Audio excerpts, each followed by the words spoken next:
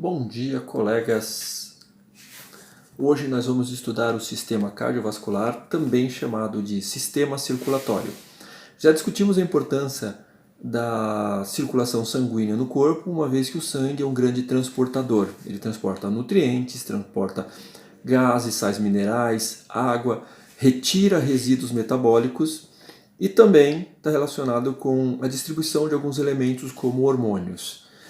O sistema cardiovascular são os órgãos que fazem a parte de impulsionar esse sangue pelo corpo.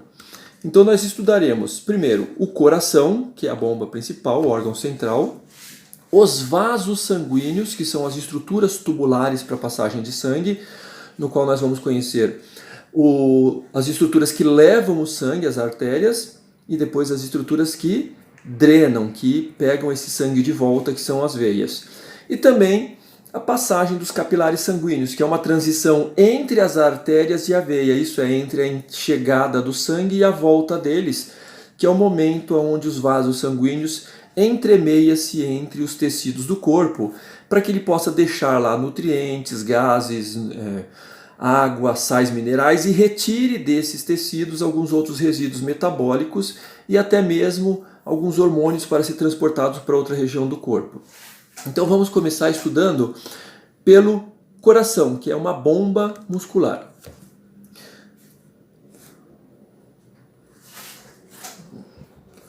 O coração é um músculo. A maior parte do coração é formada por músculo. Ele contrai e relaxa continuamente. Ele nunca deve parar. O coração tem como função receber o sangue de vasos sanguíneos chamados de veias e devolver esse sangue para vasos sanguíneos chamados de artérias. Então ele recebe o sangue e devolve esse sangue. O coração é dividido em duas partes, o coração direito e o coração esquerdo. No lado direito do coração, que está representado nessa figura pela parte azul, está chegando os vasos sanguíneos venosos, tá aqui, ó, que as setinhas, entrando neste primeiro compartimento, o sangue vai para um segundo compartimento dentro do coração e depois sai por artérias. Então ele chega por veias, passa por dentro do coração e sai por artérias. Do outro lado do coração acontece a mesma coisa, tá vendo aqui as setinhas em vermelho? É a segunda parte do coração, é o coração da esquerda. O sangue chega por esses vasos sanguíneos, são as veias, entra nesse primeiro compartimento chamado de átrio, desce para um segundo compartimento e volta pelas artérias. Tá? Então o sangue chega, passa pelo coração e sai. O que está acontecendo aqui? Do lado direito, o sangue que está chegando, que está desenhado em azul, ele está chegando de todo o corpo. E está entrando no primeiro compartimento, que você vai chamar de átrio, e vai passar para os ventrículos. E quando ele sai do coração, ele é bombeado para dentro dos pulmões. Uma vez que o sangue passa pelos pulmões, ele vai modificar as suas características de concentração de gases. Ele perde gás carbônico que ele tinha em grande concentração e recebe dos pulmões o oxigênio que veio da respiração. E aí este sangue lá nos pulmões que fez essa chamada hematose, que é essa troca gasosa, vai voltar pelo outro lado do coração. Então olha aqui o coração de novo, só que agora em vermelho. O sangue voltando pelas veias, que vem de lá do pulmão, entra nesse compartimento chamado de átrio, passa para esse compartimento chamado de ventrículo e sai por essa grande artéria que vai distribuir o sangue novamente para o corpo. Então o nosso sentido é: do corpo, o sangue vai para o coração, que vai para os pulmões, que volta para o coração e que devolve para o corpo. Bom, o nosso coração, esse órgão bombeador, fica no centro do tórax.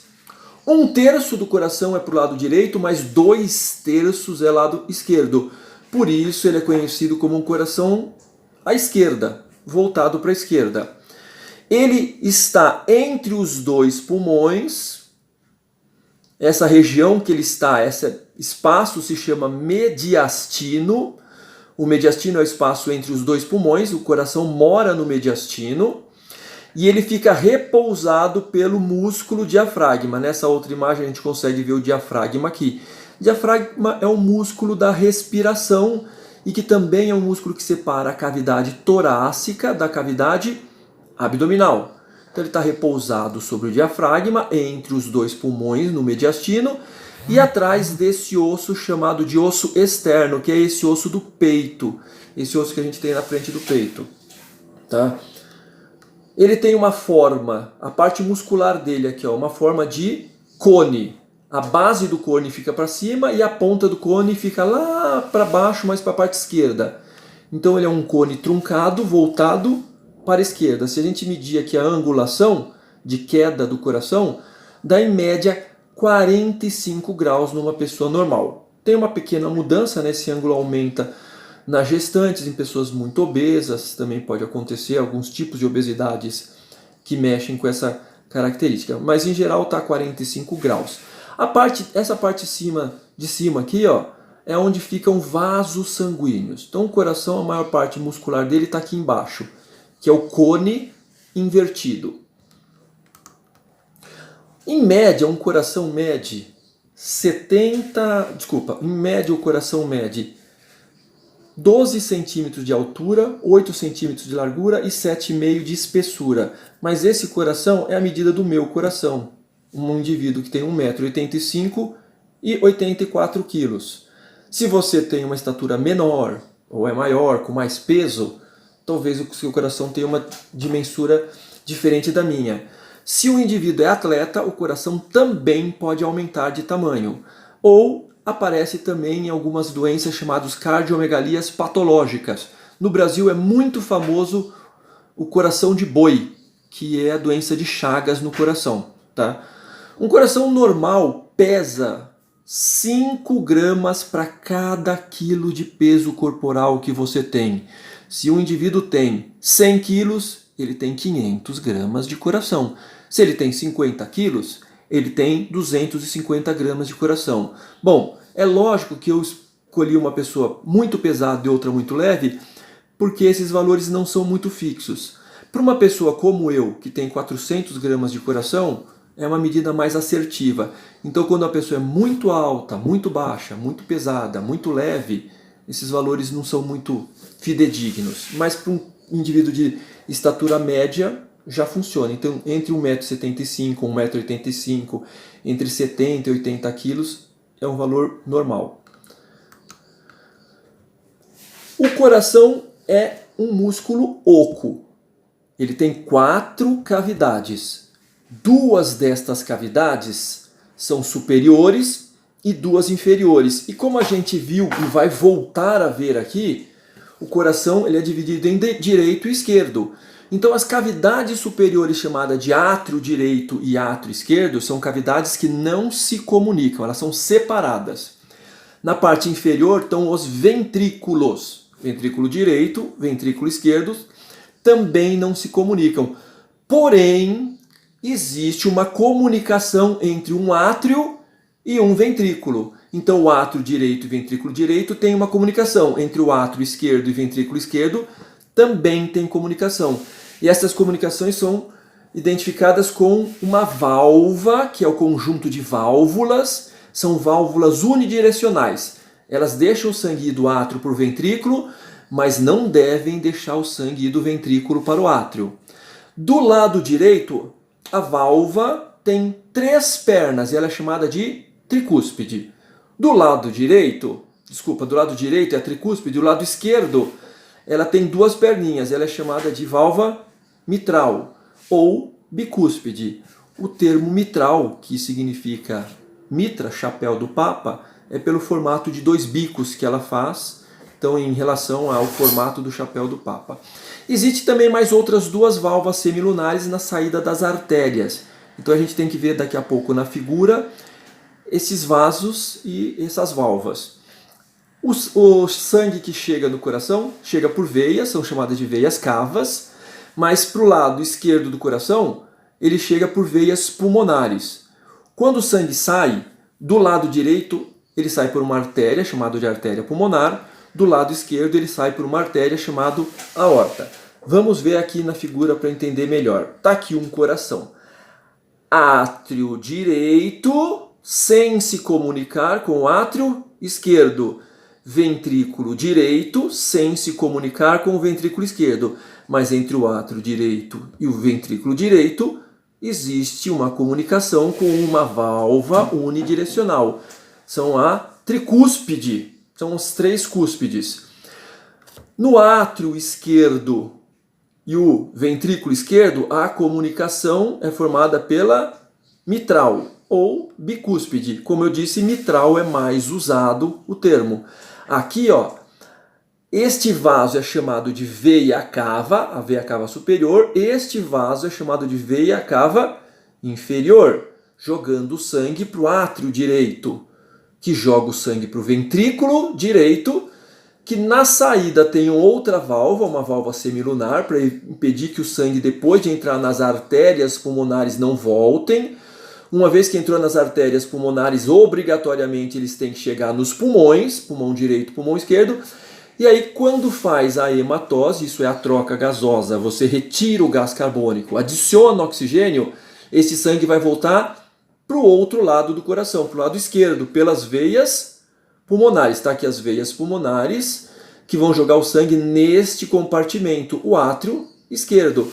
Do átrio esquerdo, ventrículo esquerdo, o sangue vai sair de novo. Aqui ó, outra válvula, é uma válvula semilunar, para impedir que o sangue que esteja neste vaso sanguíneo, que é a aorta, ou também chamado artéria aorta, mas é comum chamar só o termo aorta.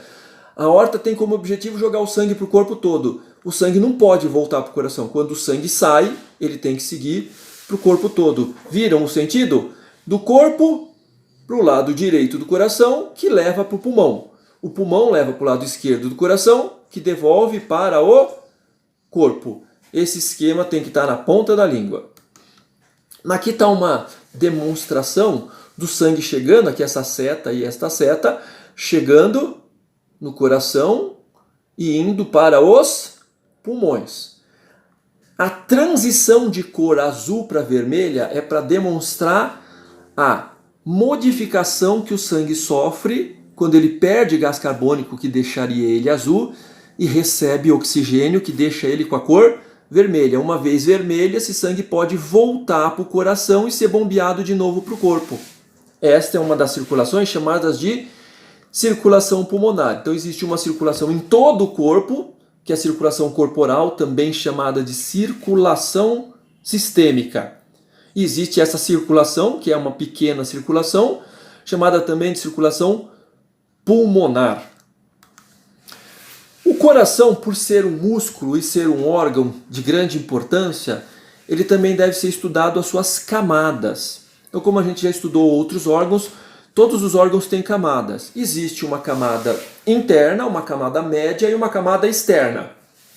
Como o coração é oco e o sangue passa por dentro do coração, para que o sangue não saia entre as fibras musculares do coração, existe uma camadinha chamada de endocárdio, é uma película rica em colágeno, lembra bastante plástico, que faz a impermeabilização de dentro do coração. Esse endocárdio se prolonga nas válvulas, então as válvulas é feito do mesmo material, em grande parte, né? O mesmo material que o endocárdio. Aí o coração é coberto por um músculo que do lado direito não é muito espesso, do lado esquerdo já é mais espesso, tá? Esse é o miocárdio. O lado direito ele bombeia sangue para o pulmão, o lado esquerdo bombeia sangue para o corpo. Como o pulmão é próximo do coração, são vizinhos, e o resto do corpo está distante, a força muscular que o coração tem que usar para bombear sangue para o pulmão é diferente do que ele tem que usar para bombear para todo o corpo.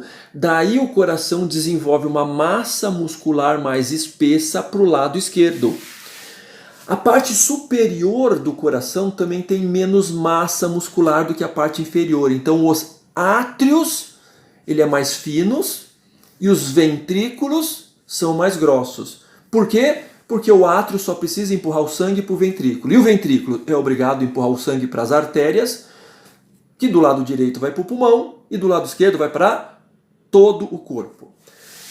Em cima do miocárdio existe o pericárdio, uma camada de proteção. São várias camadas, mas a gente estuda basicamente duas películas aqui, né? Duas películas. Essas duas camadas têm um líquido dentro, chamado líquido pericárdico, que é para o coração poder se movimentar. Tá? Uma das camadas do pericárdio fica aderida ao miocárdio e outra fica aderido aos órgãos mediastinais, isso é, pulmão, diafragma, osso externo e assim por diante.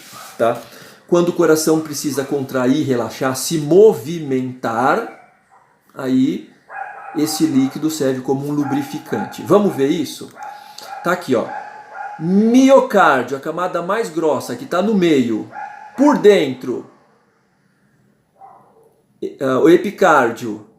Esse epicárdio, ou endocárdio, ele é uma peliculazinha bem fininha. E aqui, o pericárdio já vai uma camada que vai ficar colada aqui fora, né? Na verdade só tem uma aqui, mas são duas. É uma camada de proteção. Então, ó, endocárdio, miocárdio, pericárdio. Aqui um esquema geral mostrando como que tá os átrios e os ventrículos, porque nessa imagem fica um pouco difícil. Aqui está o átrio, aqui está o átrio esquerdo, aqui está o ventrículo, aqui o ventrículo esquerdo, tá? Aqui o septo dividindo. Como os vasos sanguíneos eles têm que subir, tá vendo aqui, ó? Eles têm que subir. Quando ele é cortado, como está acontecendo aqui, ó, corta o vaso sanguíneo também. Aqui uma representação, né, do pericárdio sendo retirado, essa película, e aqui está uma fatiazinha desse coração, uma fatiazinha de músculo, né, um filezinho, visto de lado. Então tá, ó, pericárdio, suas duas camadas com líquido, o miocárdio, que é um músculo grosso, e o endocárdio, aquela películazinha que serve para impermeabilizar. Principal camada do coração, miocárdio, porque o coração é um músculo e miocárdio significa músculo cardíaco. Bom, agora vamos entender uma coisa. O coração ele bombeia sangue para o pulmão, depois ele recebe o sangue dos pulmões. Como acontece no feto, até o recém-nascido, se o pulmão não tem como respirar lá dentro da barriga da mãe, não tem como fazer troca gasosa. O oxigênio é dado pela mãe via cordão umbilical. Existem vasos sanguíneos dentro do cordão umbilical que leva sangue para essa criança e esse sangue tem que ser rico em oxigênio. Quando entra no umbigo da criança esse cordão umbilical que tem vasos sanguíneos, o vaso sanguíneo despeja o sangue que está no cordão umbilical no fígado. Do fígado, este sangue vai ser jogado para dentro do coração. Então passa primeiro pelo fígado antes de passar pelo coração. O motivo disso a gente acaba estudando no sistema digestivo e digestório. Por enquanto, vamos entender assim, o sangue ele vem pelo cordão umbilical e ele vai em direção ao coração. Só que não há necessidade deste sangue ficar passando pelo pulmão para buscar oxigênio, uma vez que a criança não tem troca gasosa.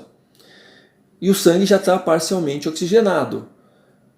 Isso faz com que exista uma comunicação entre o átrio. Então, no feto, o átrio direito com o átrio esquerdo tem um orifício chamado de forame oval.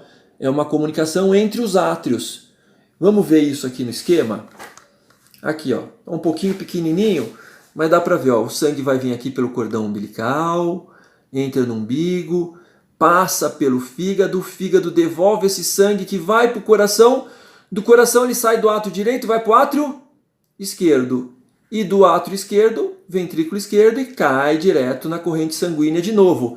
Então qual é a necessidade de passar pelo pulmão? É muito baixa. Vamos ver um pouquinho mais ampliado aqui, ó. Átrio direito passando para o átrio esquerdo por esse orifíciozinho.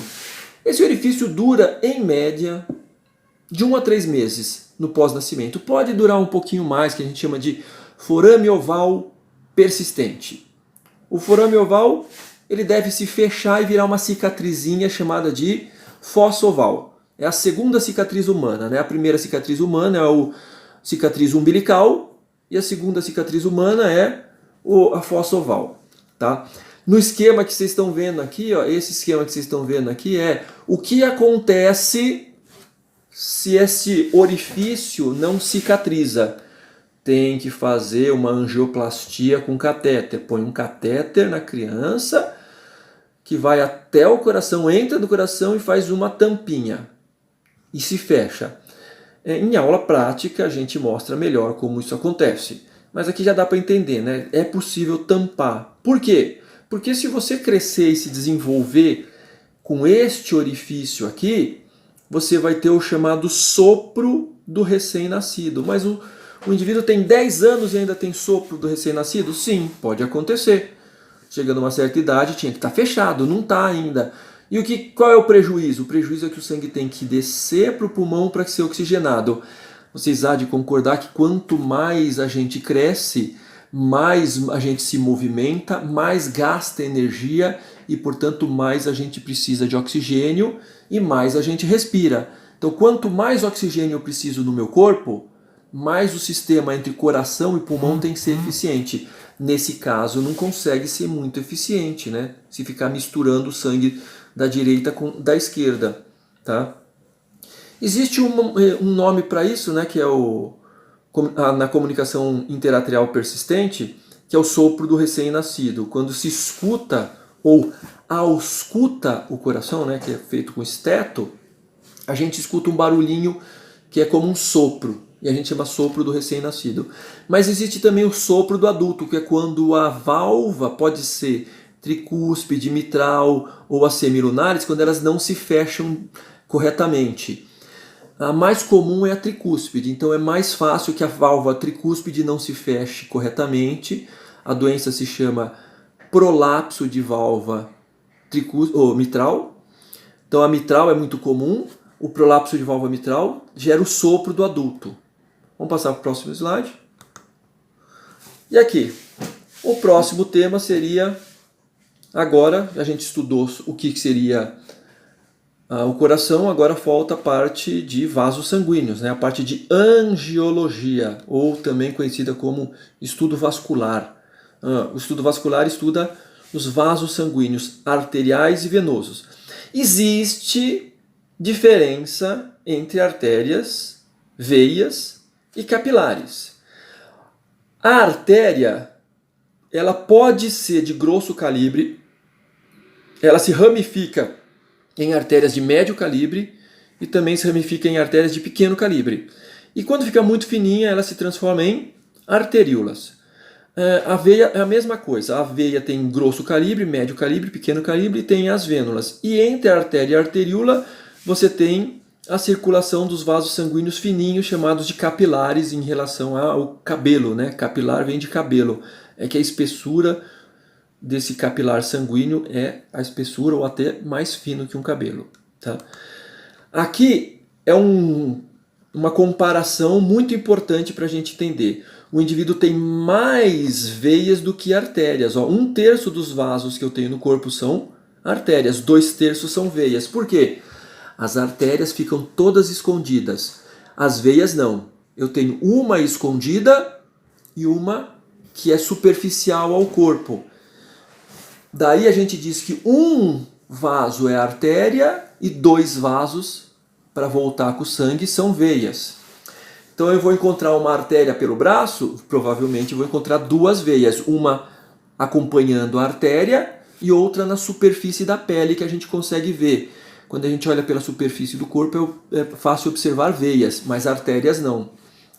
A artéria, como ela precisa ter mais elasticidade para aguentar a pressão, ela tem uma camada elástica grossa.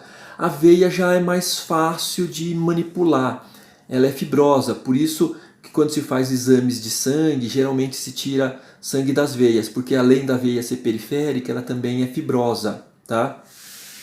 Então, artérias têm pressão e a gente vai ver que as veias têm auxílios de válvulas para poder circular, porque sem pressão é difícil circular o sangue, tá?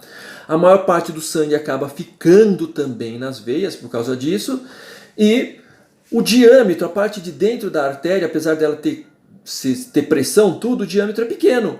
quando a gente olha o diâmetro da veia, isso é a abertura por dentro da veia, ele é maior, é mais fácil de se manipular com uma agulha também.